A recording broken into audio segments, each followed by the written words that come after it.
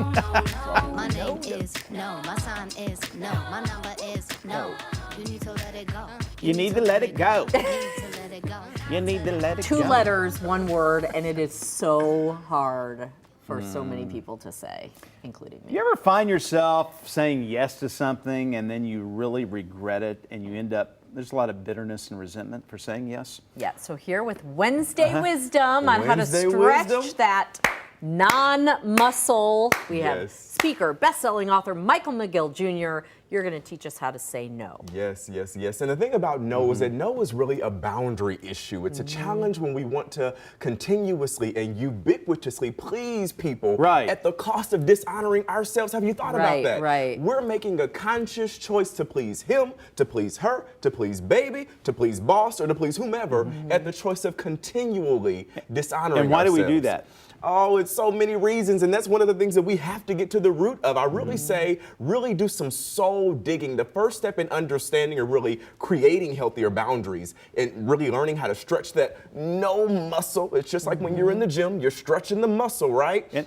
Is really understanding where does that come from. When you were younger, I really believe so much happens in our childhood. When you were younger, where you used to pleasing people, did you not ever feel good enough? You know, where does it stem from for you? Do you have challenges where you don't feel appreciated or encouraged or supported? Where does that come from you? And then start small. Find small ways at the grocery store to say no to yourself, to your kids, on small things. You're retraining the brain with small things to grow that muscle from a 5-pound weight to a 30-pound weight. And it does get easier once you start doing it. It does. It becomes ubiquitous when you're stretching the muscle, and it's a boundary issue. So let's go over some examples. We're going to do a little role playing. All right, role So we're going to ask you a question, and then you tell us no in a nice way. Okay, in a nice way.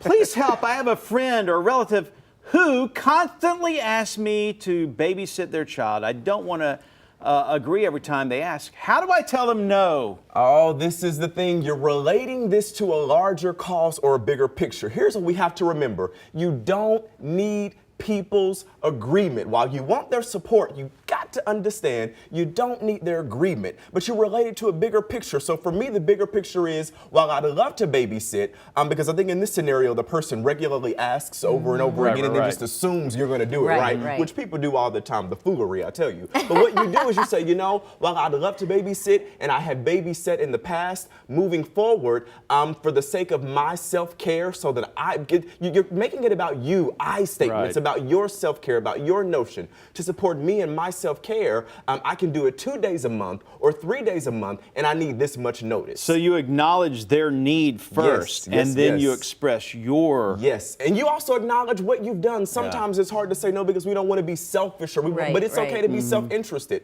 For the sake of my self-care, so that I can be my best self, I'll support you, but here are the parameters. You've got to set parameters, or people will continue to do it. Exactly. They'll take advantage of it. They will. Okay, here's our next situation. All I have right. a friend who isn't good with their money, and they've come to me for a loan.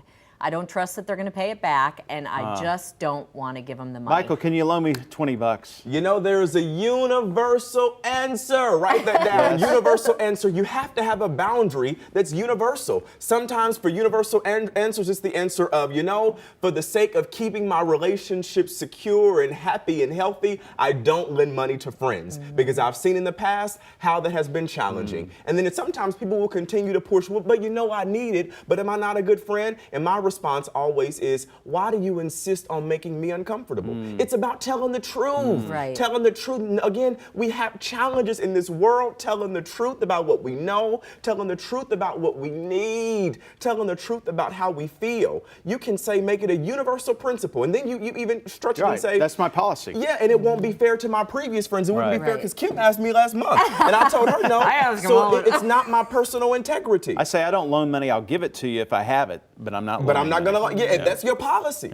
Yeah, but you can make a universal principle to let everybody know. Don't ask Michael for money, because he ain't got it to give. By the way, can I seriously borrow? No. A friend, all right, here's another one. Okay. A friend has asked me at the last minute to help plan an event and make a meal, all right? I'm exhausted. I just don't have time, but I don't want to let them down. Michael, would you make me a meal, please? I need some food. You know, see, this is one that I think a lot of us deal with, whether it's, you know, for family gatherings, people wait until the last minute to plan and they want you to, you know, it's like that old saying, their lack of planning constitutes an emergency for you, right? yeah. Right. And so, I mean, I was working with a single mom one time, and she just had so much going on in the school, or PTA called and said, hey, can you come in, you know, within the last hour, in the 9th hour, can you make these baked goods? And she was so rushed and frantic and stressed. And so what you do is you relate it to a boundary issue. You say, you know, while I'd love to support you because I do love cooking, I have a personal boundary. So you validate what they want, but you also validate yourself. I have a personal boundary. I do not do these things last minute. I need at least 2 weeks notice so that I can preserve my mental health and so that I won't be as stressed.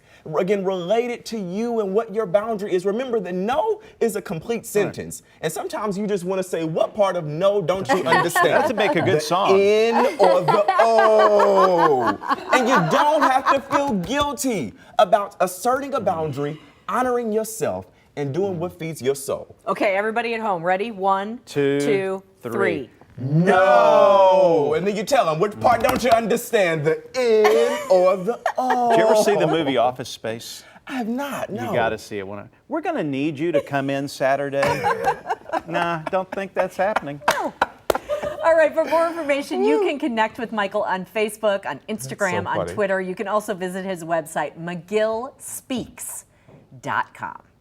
You're really good, Michael. Yeah, you're Thank awesome. you. Thank you for coming, my We're going to double your pay. Thank Willy you. Wonka. Yes! I say yes to that.